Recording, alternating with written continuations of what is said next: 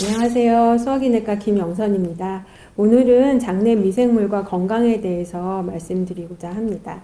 2400여 년 전에 히포케라테스가 모든 질병은 장에서부터 비롯된다고 했고, 이렇듯 건강은 우리 속에 있는 장내 미생물에 의해 결정된다고 알려져 있습니다. 여러분, 전 생명체라는 말 들어보셨나요? 통생명체라고도 하고요. 영어로는 할로바이온트. 할로가 이제 그리스어로 전체라는 뜻입니다. 바이온트는 생명이거든요. 한 사람의 건강을 얘기할 때 이제는 인간 자체뿐만 아니라 같이 공생하는 다른 생명, 즉 우리 몸속에 있는 미생물도 함께 고려해야 된다는 개념이 의학계에는 많이 대두되고 있습니다. 특히 이제 마이크로바이옴 많이 들어보셨을 텐데요. 마이크로라는 거는 미생물이라는 뜻이고, 바이옴이라는 거는 주변 환경, 생태계라는 뜻인데, 결국 마이크로바이옴은 우리 인체에 서식하는 미생물 군집과 그들이 가진 유전체 정보 전체를 뜻하는 의미입니다. 인간과 마이크로바이옴은 같은 한 몸에서 서로 영향을 끼치면서 함께 진화해 왔습니다. 우리 인체 마이크로바이옴은 구강, 장, 그리고 여성 생식기, 피부에 많은데 박테리아, 바이러스, 곰팡이, 기생충, 고세균으로 이루어졌습니다. 특히 장 안에 이런 미생물들이 많은데 이 중에서 가장 많은 곳이 바로 대장입니다. 우리 몸의 마이크로바이옴에 대해서 좀 살펴보면 우리 인체 세포수가 30조인데 장내 미생물 무리수가 무려 38조 개입니다. 인체 세포수의 1.3배, g으로 따지면 200g 정도 되고 1000개 이상의 다른 종이 우리 몸속에 살고 있고 인체 유전자의 150배 유전자를 갖고 있고, 이래서 우리 마이크로바이옴을 제2의 유전자, 제2의 장기라고 부르고 있습니다. 우리 몸속의 장내 미생물은 유익균, 중간균, 유해균이 균형을 이루면서 살고 있는데 이것을 공생균형이라고 합니다. 이렇게 조화를 잘 이룰 경우에는 에너지 생산 효율성이 높아져서 짧은 사슬 지방산이 우리 몸속에 많이 만들어지고 연동운동과 소화, 그리고 물질의 대사를 조절하고 감염병을 방어하며 면역체계나 호르몬을 조절하고 암의 발생에도 또 관여하는 것으로 알려져 있습니다. 장내 미생물의 유형은 박테로이데스 유형과 프로보텔라, 루미노코쿠스 유형으로 나눠볼 수가 있는데요. 이렇게 장내 미생물이 중요성이 대두된 계기가 있습니다. 2006년에 워싱턴 대학의 제프리 고든 박사가 일란성 쌍둥이를 대상으로 연구를 했습니다. 비만한 쌍둥이에서 얻은 마이크로바이옴을 묵은지에 이식하고, 또 한 구는 마른 쌍둥이에서 얻은 마이크로바이옴을 묵은지에 이식을 했습니다. 그 이후에 똑같이 저지방 시기 그리고 고섬유질 시기를 주었더니 비만한 쌍둥이에서 얻은 마이크로바이옴을 이식받은 쥐는 뚱뚱하게 변했고, 반면 마른 쌍둥이에서 얻은 장내 미생물을 이식받은 쥐는 날씬하게 됐습니다.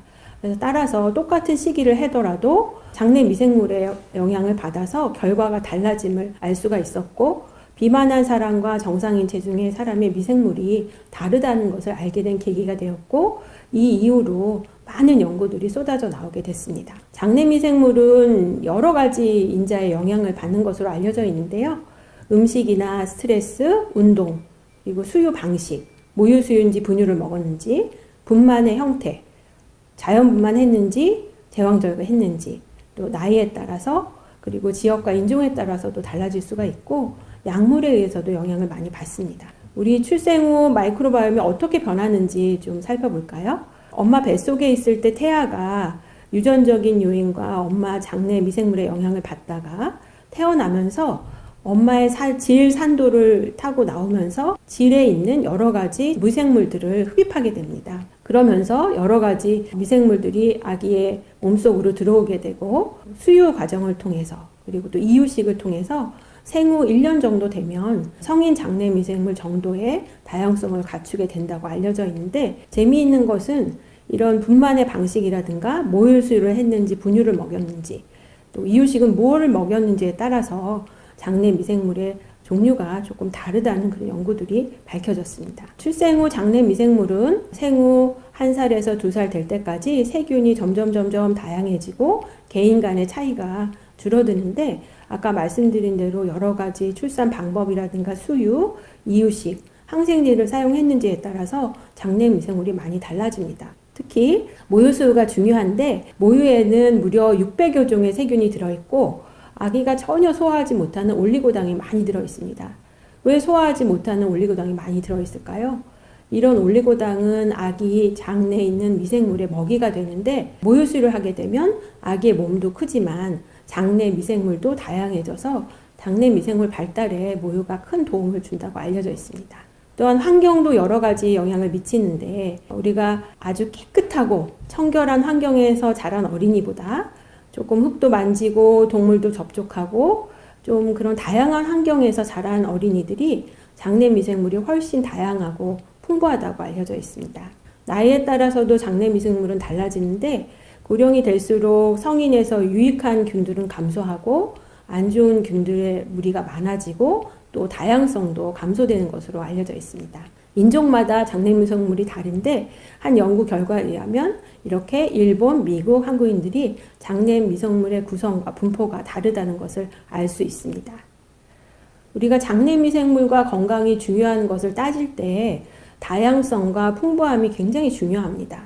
아마존 숲을 떠올리시면 됩니다. 아주 숲이 우거지고 거기에 여러 동물들이 함께 살고 있는 것을 생각하시면 되는데요. 우리가 사회에도 다양한 사람들이 많을수록 발전하듯이 우리 몸속에도 다양한 미생물이 살수록 그리고 풍부할수록 좋은 미생물이 풍부할수록 우리가 건강한 것입니다. 이러한 균형이 깨지게 되는 것을 공생불균형이라고 합니다.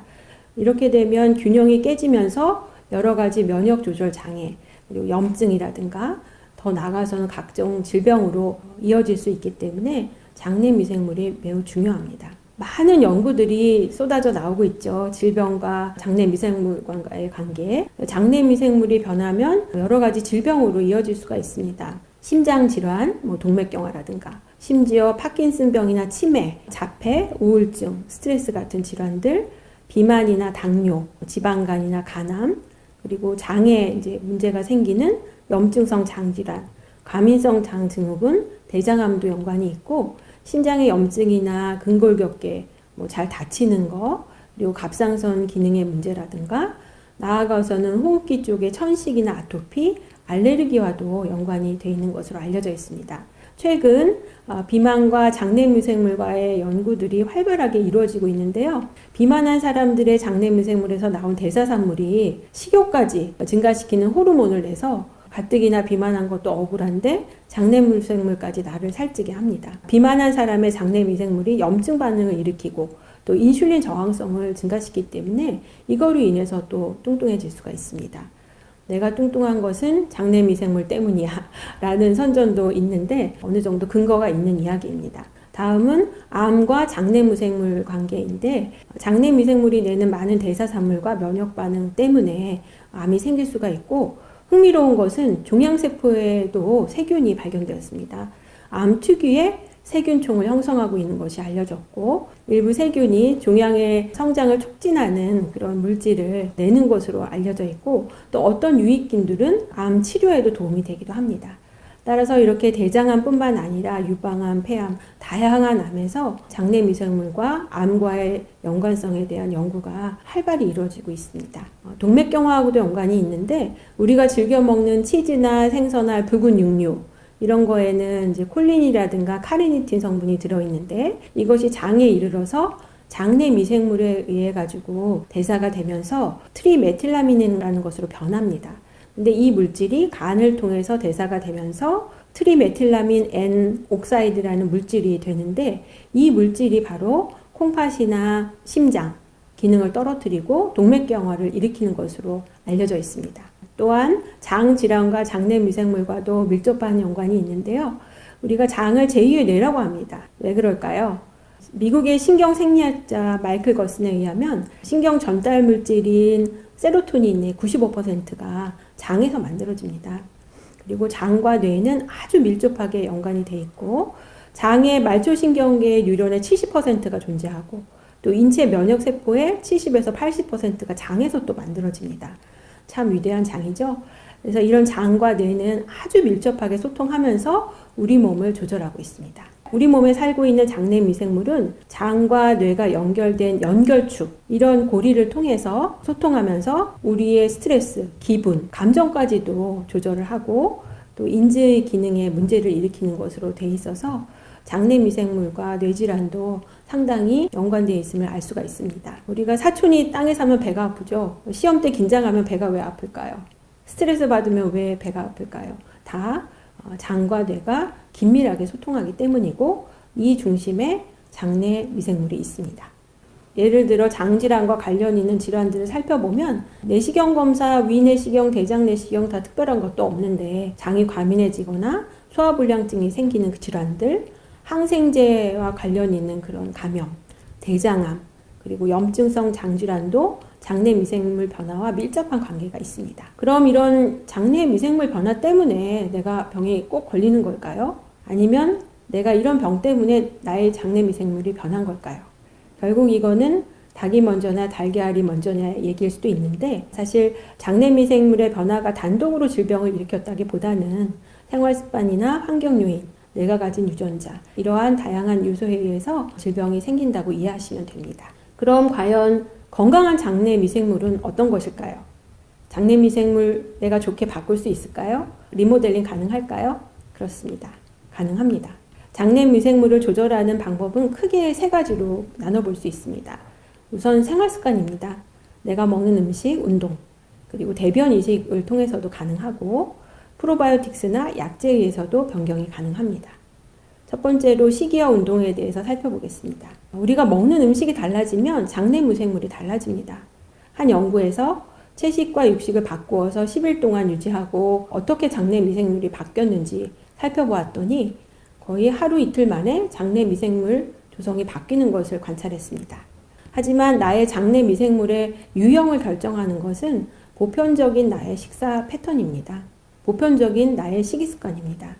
또한 재미있는 것은 내 몸에 어떤 장내 미생물을 갖고 있느냐에 따라서 같은 음식을 먹어도 몸이 반응하는 것이 다릅니다. 아까 말씀드린 이제 연구의 예인데요. 2011년에 사이언스지에 실린 논문입니다. 채소를 먹고 그리고 이어서 이제 기름진 육류 시기로 시기를 바꿨더니 하루 이틀 만에 이렇게 장내 미생물의 분포와 다양성의 변화가 생겼습니다. 또한 내가 어떤 음식을 즐겨 먹느냐에 따라 장내 미생물이 달라집니다. 예를 들어 고기나 지방이 많은 음식을 먹는 사람들은 박테로이데스 유형이 우세하고 지방이 적고 채식 위주로 먹는 사람들은 건강한 유형인 프로보텔라 유형이 많습니다. 또한 지방이 높고 식이섬유가 적은 채소를 멀리하는 사람들은 루미노코쿠스 유형이 우세한데 이 루미노코쿠스는 당분을 아주 쫙쫙 빨아들입니다. 따라서 당분이 흡수가 잘 되니까 당연히 살이 찔 수밖에 없겠죠. 이렇듯이 우리가 균형 잡힌 건강한 식사를 하면 장내 미생물의 균형이 유지가 됩니다. 그래서 몸에 염증이 줄어들고 산화작용이 줄어들어서 노화 예방에도 도움이 되고 인슐린 감수성이 증가하니까 우리 몸이 건강해질 수가 있습니다. 하지만 가공식품이나 패스트푸드를 많이 먹는다던가 수면 부족, 운동 부족, 항생제 남용 이런 문제가 생길 때에는 장내 미생물의 불균형이 오면서 염증도 생기고 산화작용이 촉진되고 인슐린 저항성이 생기면서 몸에 여러 가지 변화들이 생기게 됩니다. 그러면 어떤 음식 먹는 게 좋을까요? 여러분 한식이 참 좋은 음식입니다. 작년에 나온 우리나라 연구를 소개해 드리겠습니다. 농촌진흥청과 서울대학교에서 연구한 연구인데요. 54명을 대상으로 한식을 먹은 사람, 그리고 건강한 미국식, 그리고 미국 일반식 세 군으로 나눠서 4주 동안 섭취를 하게 한 후에 전후로 이제 혈액 검사하고 장내 미생물을 분석을 해봤습니다. 그랬더니 한식을 먹었던 군에서 나쁜 지방의 혈액 수치가 감소했고 장내 미생물도 다양성이 증가하고 또 유익한 미생물들이 늘어났습니다. 특히 발효 음식에 많이 들어있는 바이셀라라든가 장 건강에 도움이 되는 짧은 사슬 지방산을 생성하는 프로코코쿠스가 늘어났습니다. 장내 미생물에 대한 식이의 영향에 대해서 종합해보면 우리가 먹는 음식이 매우 중요합니다. 동물성 단백질, 가공식품 많이 먹거나 과자나 아이스크림 같은 포화지방을 즐겨 먹거나 정제곡물, 설탕, 소금, 술, 그리고 달달한 시럽을 많이 먹게 되면 장내 미생물의 다양성이 감소하게 됩니다. 안 좋은 균들이 늘어나고 몸에 염증이 잘 생기고 장 점막에 손상이 오게 되고 안 좋은 물질이 우리 몸으로 많이 들어오게 됩니다. 반면 신선한 과일, 채소, 통곡물, 식물성 단백질, 불포화 지방산을 많이 먹게 되면 장내 미생물의 다양성이 증가하게 되고 여러 가지 좋은 유익균이 늘어나면서 우리 몸이 건강해질 수가 있습니다. 히포크라테스가 우리가 먹는 것이 곧 우리 자신이다 라고 얘기했는데 여러분 이만큼 먹는 것이 너무나 중요합니다. 다음은 운동의 영향에 대해서 살펴볼까요? 운동을 열심히 하게 되면 건강한 장내 미생물이 조화를 이루게 됩니다. 좋은 짧은 사슬, 지방산을 생성하게 되고 단백질 대사도 원활해지고 나쁜 세균의 독성 물질이 감소하게 됩니다. 또한 신경 전달 물질이 활성화되면서 인지 기능도 좋아지고 근육도 튼튼해지는 그런 효과를 볼 수가 있습니다. 다음으로는 대변 이식에 대해서 말씀드리겠습니다. 히포크라테스 참 위대한 의학자인데요. 자신의 대변을 관찰하고 점검하는 것이 건강을 지키는 지름길이라고 했습니다. 여러분 대변 잘 살펴보시나요? 대변의 모양에도 국제적인 기준이 있습니다. 영국의 브리스톨 대학에서 한 의학자가 대변의 모양을 1단계부터 8단계 타입 유형으로 분리했는데 딱딱한 정도, 형태에 따라 분류를 했습니다. 1번은 토끼똥처럼 이제 굳은 변이 똑똑똑 떨어지는 것이고 8번으로 갈수록 물은 설사입니다. 보통 이제 3, 4번 우리 바나나 똥이라고 얘기를 하는데 그런 것이 이제 건강하다고 생각할 수 있는데 재미있는 것은 실제적으로 장내 미생물을 변 형태에 따라서 분석을 했더니 바나나 모양으로 변 형태가 잘 유지된 사람들이 장내 미생물이 매우 건강했습니다. 따라서 내가 건강한 대변을 형태를 유지한다면 내 장내 미생물도 건강할 수 있을 거로 상상해 볼 수 있습니다. 이렇듯 대변이 이제 주목을 받게 됐는데 장 환경이 뇌까지 영향을 미친다는 것이 연구가 되면서 젊은 대변이 회춘의 모약일까? 이런 이제 기사들도 나왔었습니다. 실제적으로 이런 건강한 대변을 치료에 사용을 하고 있습니다. 대변 이식이라고 합니다. 건강한 사람의 장내 미생물을 환자의 장 안으로 주입하는 치료법인데요. 이렇게 해서 장내 미생물의 불균형을 회복시키는 데 목적이 있습니다. 실제적으로 대변을 이렇게 공여자로부터 받아서 식염수에 섞어서 용액을 추출하고 이제 냉동 보관해 놨다가 내시경을 통해서 환자의 장 안에 변을 이식하는 방법입니다. 일반적으로 흔히 사용되는 방법은 아니고 현재까지는 염증성 장 질환이라고 해서 만성적으로 장에 염증이 생기는 질환 그리고 항생제로 인한 감염, 비만에서 일부 연구에서 시도가 되고 있습니다. 예를 들어 말씀드리겠습니다. 우리가 이제 항생제를 오래 쓰다 보면은 설사가 계속되는 그런 병이 있는데 그 원인 중에 하나가 클로리디오이데스 디피실 감염입니다. 이런 균에 감염이 되면 여기 보시듯이 장 점막에 노랗게 분비물이 쌓이게 되고 지속적으로 설사를 하고 대부분 약에 좀 잘 치료되긴 하지만 어떤 경우는 어떤 약을 쓰더라도 계속 호전되지 않는 경우가 있습니다. 이럴 경우에 대변 이식을 해서 이렇게 깨끗한 장으로 돌릴 수가 있다는 증례들이 나오고 있습니다. 또한 염증성 장질환, 크론병이나 궤양성 대장염에서도 대변 이식을 하고 나서 장의 염증이 호전되는 것이 보고되고 있습니다. 여러분 이렇게 대변도 약이 되는 세상이 되었습니다. 옛말에 개똥도 약에 쓰려면 없다는 말 들어보셨죠? 이 건강한 대변을 구하기란 정말 어려운 일입니다. 우리가 대변을 다른 사람에게 이식한다는 것 자체가 여러 가지 감염이나 이런 위험이 있기 때문에 그런 공여자가 되기 위해서는 아주 까다롭고 복잡한 단계를 다 거쳐야 통과될 수가 있습니다.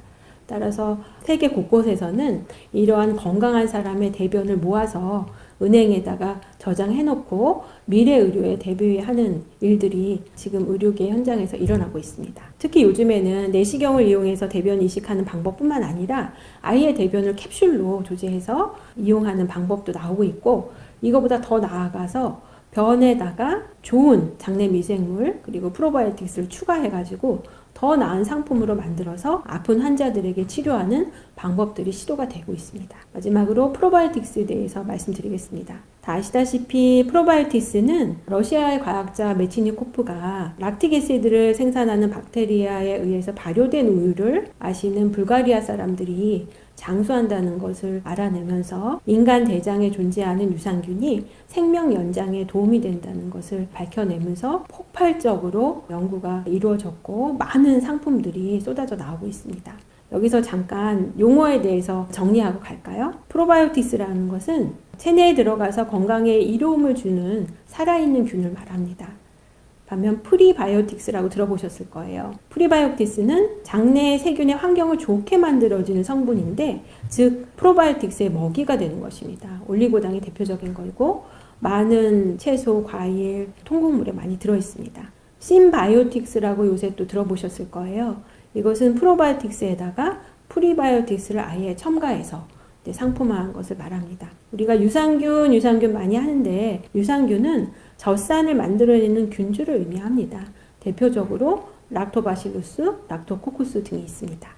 프로바이오틱스는 대사를 활성화시키고 면역 조절을 하고 장내의 세균총을 정상화시켜서 우리 몸이 건강하도록 만드는 데 도움을 줍니다. 우리가 건강한 것을 먹고 프로바이오틱스를 또 함께 복용했을 때 장내 미생물의 항상성이 유지가 되고 균형이 잘 맞아지면서 염증 반응이나 산화작용이 줄어들고 인슐린 저항성이 개선되는 것을 연구를 통해서 밝혀졌습니다. 소화기 질환에서 프로바이오틱스는 급성 설사, 항생제 관련 설사, 과민성 장 증후군, 변비라든가 궤양성 대장염, 헬리코박터 파일로리 세균 치료 시 보조요법으로 많이 사용되고 있습니다. 현재 우리나라가 식약처에서 인정한 프로바이오틱스 균주는 19가지 종류이고요. 다음과 같은 종류들이 있고, 우리가 생균 적어도 10억 CFU 이상 함유된 것을 권고하고 있는데, CFU라는 것은 세균 군집을 형성할 수 있는 능력이 있는 세균수를 의미합니다. 그래서 프로바이오틱스에 대해서 좀 알아두면 좋을 상식에 대해서 말씀드려보면, 프로바이오틱스는 열을 가하면 유익균이 파괴됩니다. 간혹 이제 유제품 먹으면 설사하거나 배가 부글거리는 분들이 있는데 유당 불내성 때문이거든요. 근데 이런 분들도 발효시킨 요구르트나 치즈 등을 섭취하면 도움이 되기도 해서 시도해 볼 수가 있을 것 같습니다. 또 안전한 것을 먹어야 되는데 WHO나 FDA에서 승인한 그런 효능과 안전성이 검증된 것을 선택하는 것을 권유드리고요. 아까 말씀드린 대로 적어도 10억에서 100억 CFU 이상 되는 충분한 생균을 갖춘 것을 드실 것을 권유합니다. 포장이나 보관 상태, 특히 프로바이오틱스가 장까지 잘 살아가야 되기 때문에 코팅 기술력도 중요한 점검 부분입니다. 그리고 유통기간이 매우 중요합니다. 내 몸에 좋은 균을 넣어줘야 되는데 오래 지난 것들은 이제 변성될 수가 있기 때문에 오히려 독을 넣어주는 걸 수가 있기 때문에 유통기간이 지난 것은 과감하게 버리시는 것을 권유드립니다. 그리고 프로바이오틱스를 먹었을 때 바로 즉각적으로 효과가 나타나는 것이 아니기 때문에 적어도 2 내지 4주 정도 드셔보시고 효과를 한번 살펴보시는 것도 좋겠습니다. 그런데 이런 프로바이오틱스는 균주마다 기능과 효과가 매우 다릅니다. 개인이 가진 미생물 무리 그리고 유전학적